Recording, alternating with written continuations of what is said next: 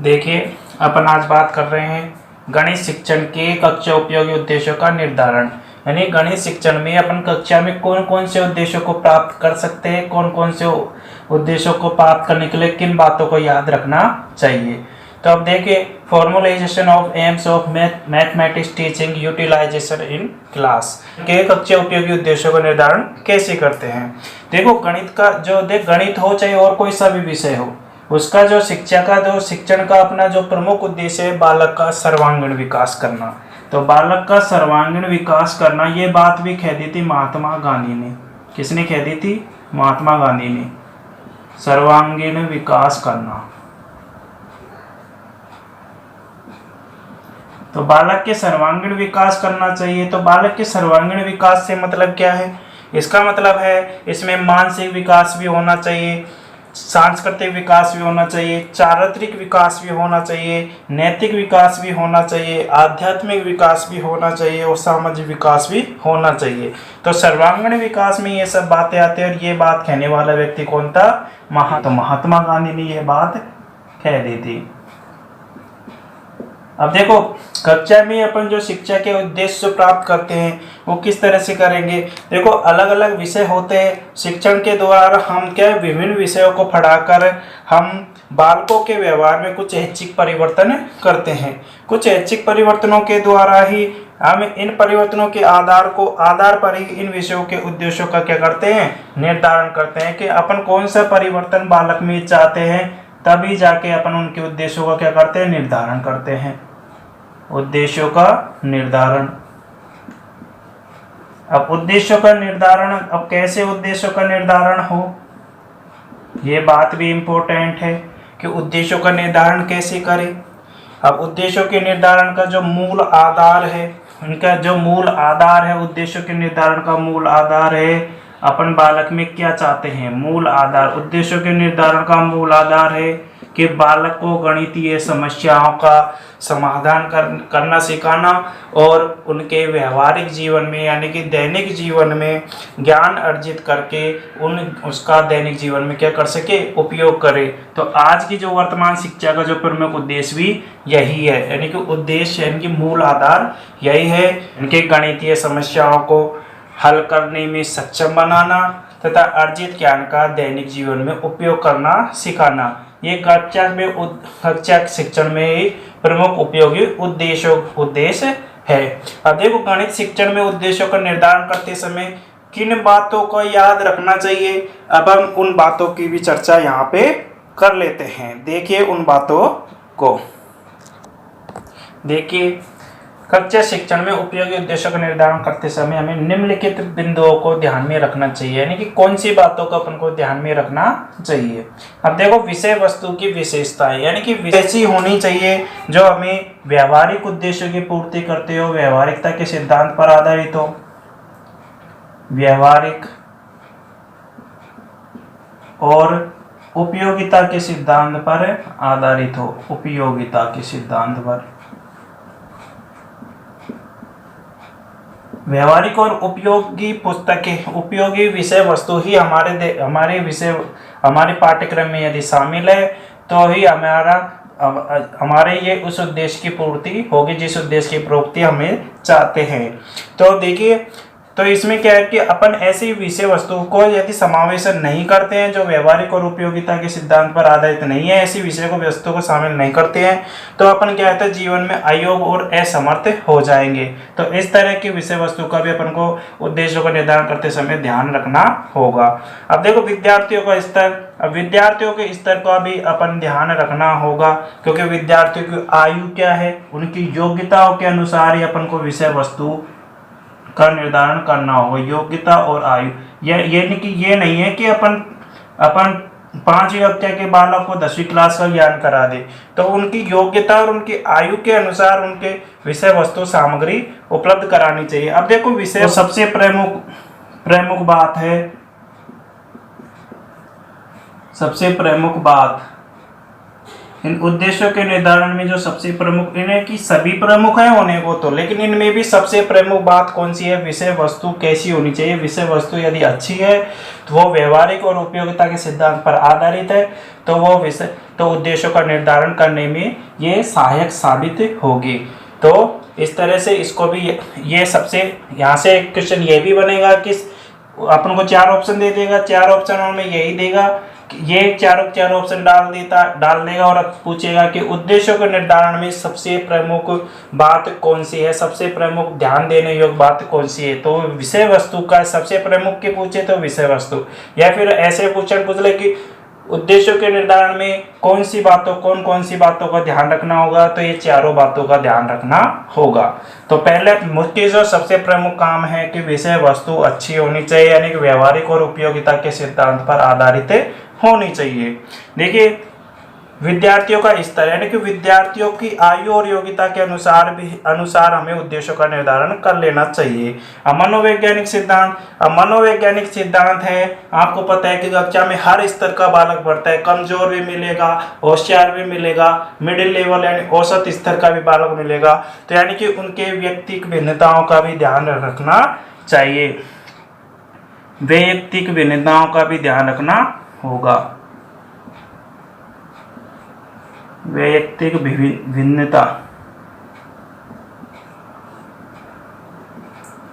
भिन्नताओं का भी ध्यान रख के अपन को मनोवैज्ञानिक सिद्धांत के अंतर्गत ये व्यक्तिगत भिन्नताएं आती है।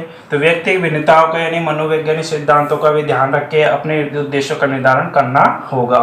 अब अपेक्षित व्यवहारगत परिवर्तन, यानी कि अपन ने जो सिलेबस जो पाठ्यक्रम में जो विषय वस्तु अपन ने शामिल की है वो उस उद्देश्य की पूर्ति कर रहा है कि नहीं कर रहा है, यानी कि जिस उद्देश्य को अपन प्राप्त करना चाहते हैं कि उसके द्वारा उसके व्यवहार में परिवर्तन होता है कि नहीं होता। तो इस बात का भी अपन को उद्देश्यों के निर्धारण करने में ना होगा कि इससे अपन क्या करते हैं कि उन्हें निश्चित करने की संबंधित प्राप्य उद्देश्यों को निर्धारित किया जा सकता है। अतः बालक में अपन अपेक्षित व्यवहार परिवर्तनों को ध्यान में रखकर उद्देश्य निर्धारण करना वांछनीय होगा। तो इस तरह की बातों का भी अपन को याद रख लेना होगा कि अपेक्षित व्यवहारगत परिवर्तन का भी याद रखना होगा। अब अपन बात करेंगे यहाँ पे उद्देश्यों की कि प्रमुख उद्देश्य कौन कौन से हैं। देखिए उद्देश्य या लक्ष्य, एम्स या गोल्स, यानी कि उद्देश्य या लक्ष्य या एम्स बोल दिया जाता है उद्देश्यों को, या लक्ष्य बोल दिया जाता है, या एम्स या गोल। देखो ये 2 प्रकार के होते हैं, एक तो सामान्य उद्देश्य होते हैं और एक विशिष्ट उद्देश्य होते हैं। सामान्य उद्देश्यों को इंग्लिश में बोला जाता है जनरल एम्स या शैक्षिक उद्देश्य भी नहीं कह दिया जाता है। विशिष्ट उद्देश्य को इंग्लिश में बोला जाता है ऑब्जेक्टिव्स यानी प्राप्त उद्देश्य। अब देखो जो सामान्य उद्देश्य होते हैं वो क्या होते हैं, साध्य होते हैं। साध्य एक तो होता है साध्य और एक होता है साधन। साध्य होता है और एक होता है साधन। अब देखो जिस चीज अपन देखो शैक्षिक उद्देश्य जो सामान्य उद्देश्य है, इनको प्राप्त करने के लिए अपन किसकी आवश्यकता होती है, साधन की आवश्यकता होती है। जिसके माध्यम से अपन किसी चीज को प्राप्त कर रहे हैं वो साधन है, और किस चीज की प्राप्ति हो रही है, यानी लक्ष्य या उद्देश्य की प्राप्ति हो रही है, तो वो क्या है, साध्य है। यानी कि अपन जब कह दे या यदि देसी भाषा में समझे तो अपन पाठ्य वस्तु, जो पाठ्य विषय वस्तु है, पाठ्य वस्तु पाठ्य सामग्री है, वो क्या है, साधन है। यानी पाठ्य सामग्री के द्वारा अपन पाठ्य वस्तु के द्वारा अपन सामान्य शैक्षिक उद्देश्यों को प्राप्त करते हैं। सामान्य शैक्षिक उद्देश्य भी प्राप्त हो जाते हैं, और प्राप्त जो उद्देश्य की प्राप्ति अपन को यहाँ पे करनी है, जैसे ज्ञानात्मक के उद्देश्य की प्राप्ति करनी है, या वो बोध की करनी है, या फिर उपयोग की करनी है, या फिर अभिवृत्ति या कौशल या अभिरुचि किसकी भी करनी है, वो पाठ प्राप्त उद्देश्यों के अंतर्गत आता है। तो ये अब देखो इसके आधार पर इनका क्षेत्र निर्धारित कर दिया जाता है कि इसका जो क्षेत्र है, सामान्य उद्देश्यों का जो क्षेत्र है वो क्या है, व्यापक है, व्यापक या असीमित है। इसका क्षेत्र व्यापक या असीमित है, या असीमित। तो इसका व्यापक और असीमित है, तो इसका क्या होता है, संकुचित होगा। इसका क्षेत्र क्या होगा, संकुचित।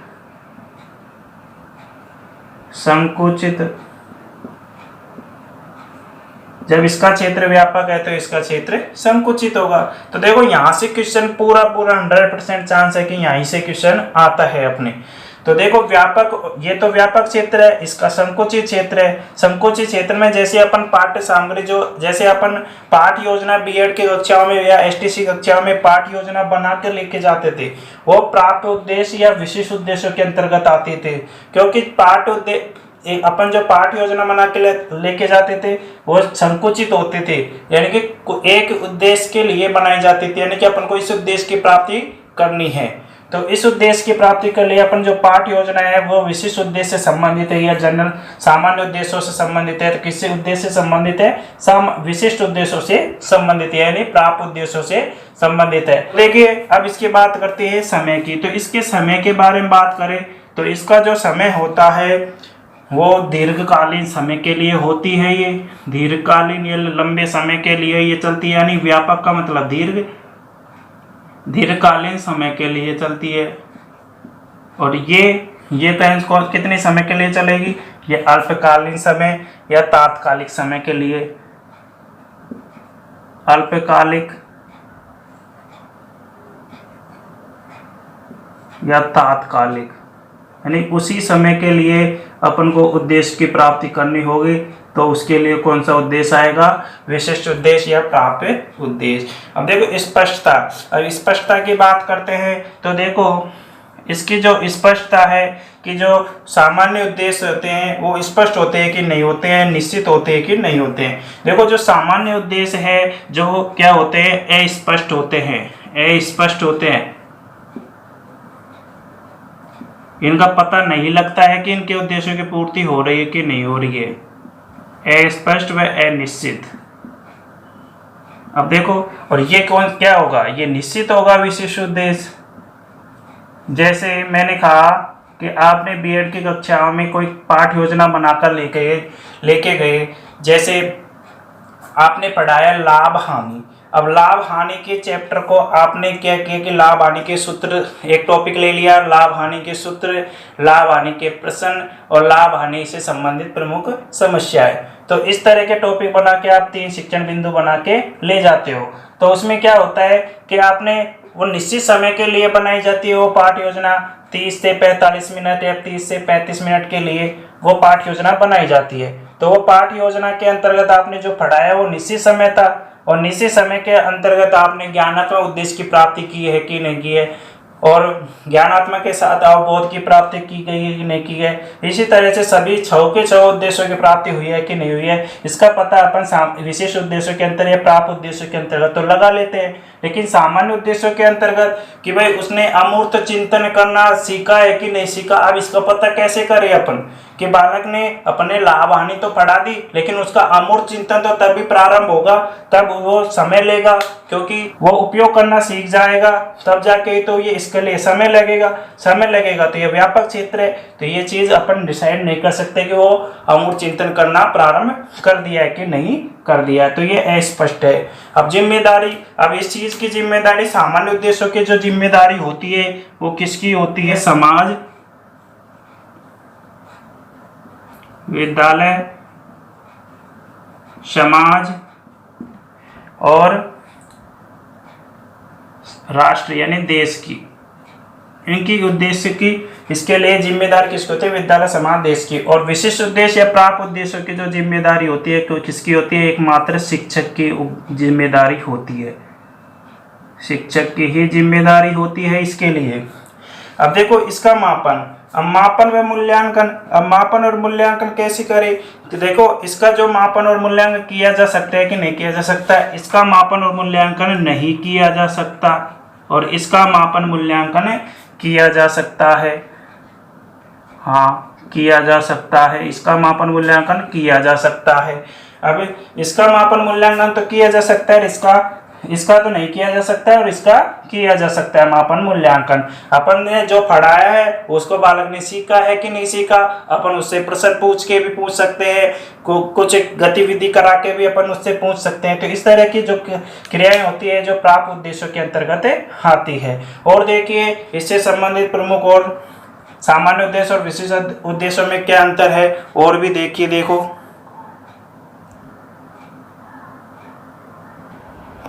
देखिए और भी सामान्य उद्देश्य और विशेष उद्देश्यों को देखते हैं।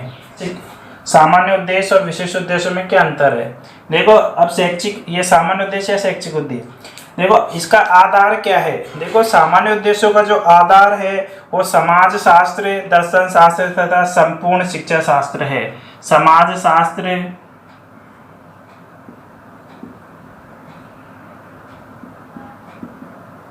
दर्शन शास्त्र,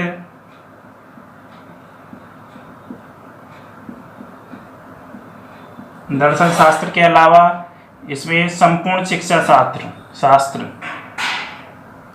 शिक्षा शास्त्र। अब देखो इसका जो आधार है वो क्या है? मनोवैज्ञानिक इसका आधार है, मनोविज्ञान इसका प्रमुख आधार है, मनोविज्ञान। विशेष उद्देश्यों का जो आधार है वो मनोविज्ञान है।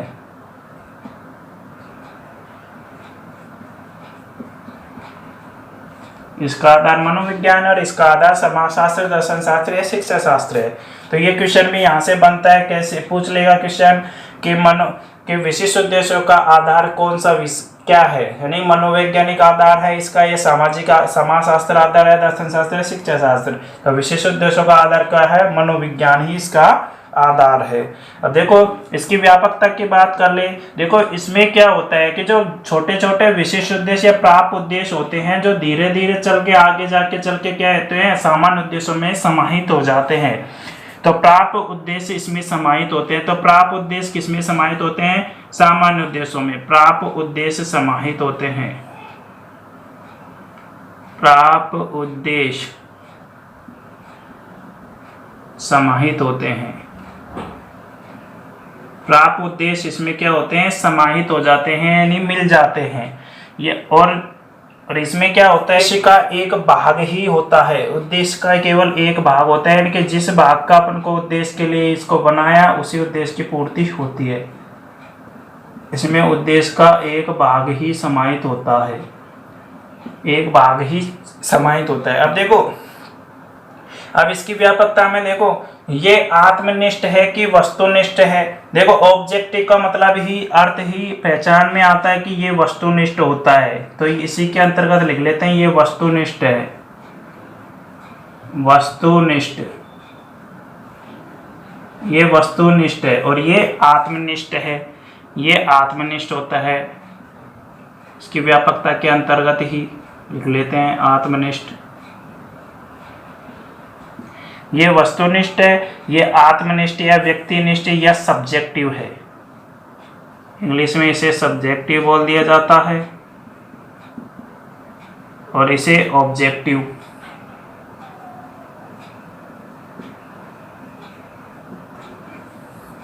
ये सब वस्तुनिष्ठ है, ये वस्तुनिष्ठ है, ये आत्मनिष्ठ है, ऑब्जेक्टिव या सब्जेक्टिव। तो विशिष्ट उद्देश्य क्या होते हैं? वस्तुनिष्ठ होते हैं। तो देखो कैसे ये कैसे पकड़ना है, वैसे वे पकड़ लेना और वैसे वे पकड़ लेना, यानी वस्तुनिष्ठ और विशिष्ट का वे पकड़ लेना, विशिष्ट उद्देश्य या प्राप्त उद्देश्य।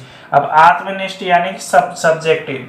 वस्तुनिष्ठ का मतलब होता है कि अपन यदि किसी प्रकरण के बारे में पढ़ा रहे हैं तो उसके उद्देश्य अलग होते हैं, और दूसरे प्रकरण के बारे में पढ़ा रहे हैं तो उसके उद्देश्य अलग निर्धारित किए जाते हैं। तो इसलिए तो ये वस्तुनिष्ठ हो गया। अब आत्मनिष्ठ में तो अपन कुछ भी कर सकते हैं, यानी कि ये अनिश्चित है, ये आत्मनिष्ठ है। इसी तरह से अपन इसके परिवर्तन के बारे में बात करें तो इसका जो परिवर्तन होता है समाज और राष्ट्र की आकांक्षाओं और आवश्यकताओं के अनुसार इसका परिवर्तन होता है, आवश्यकताओं और आकांक्षाओं के अनुसार। तो इसका परिवर्तन होता है आवश्यकता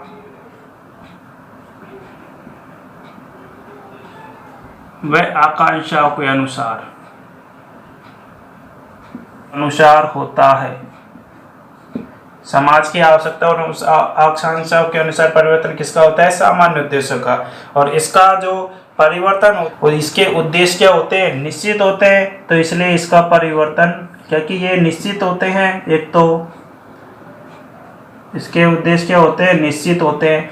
और दूसरी बात यह है कि ये प्रत्येक प्रकरण के लिए भिन्न भिन्न होते हैं, प्रत्येक प्रकरण के लिए भिन्न भिन्न होते हैं,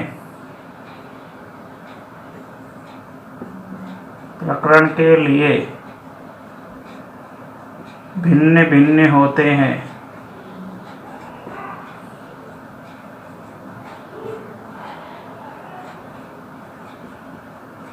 तो ये प्रत्येक प्रकरण के लिए भिन्न भिन्न होते हैं। ये आवश्यकता और आकर्षण के अनुसार परिवर्तित होते रहते हैं। अब इसकी व्यूह रचना देख लेते हैं। प्रक्रिया शामिल नहीं है। मूल्यांकन प्रक्रिया शामिल नहीं है। मूल्यांकन प्रक्रिया शामिल इसमें नहीं है। और इसमें मूल्यांकन प्रक्रिया द्वारा इसमें अपन पता किया जा सकता है, नहीं मूल्यांकन प्रक्रिया है।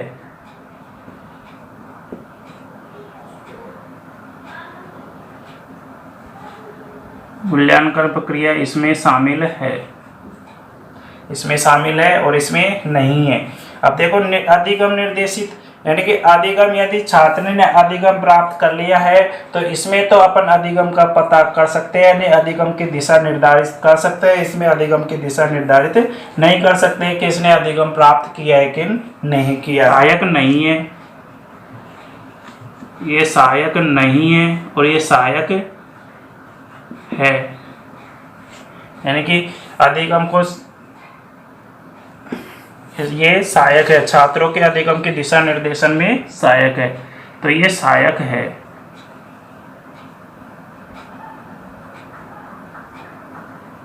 तो इस तरह की बात अपन को सामान्य उद्देश्य और विशिष्ट उद्देश्यों के अंतर्गत यहाँ से पूछी जाती है और बनती है, और यहाँ से 100% है।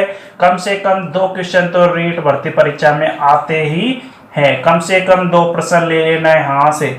यदि आपने ये नहीं पढ़ा तो आप ये मान लेना 2 प्रश्न यहाँ से छोड़ देंगे, तो 2 प्रश्न कम से कम यहाँ से बनेंगे। यदि आपको ये वीडियो के कमेंट करके जरूर बताइए। यदि वीडियो अच्छा लगा है तो वीडियो को लाइक कीजिए, शेयर कीजिए और चैनल को सब्सक्राइब करना ना भूलें। जय हिंद, जय भारत, बेस्ट ऑफ लक।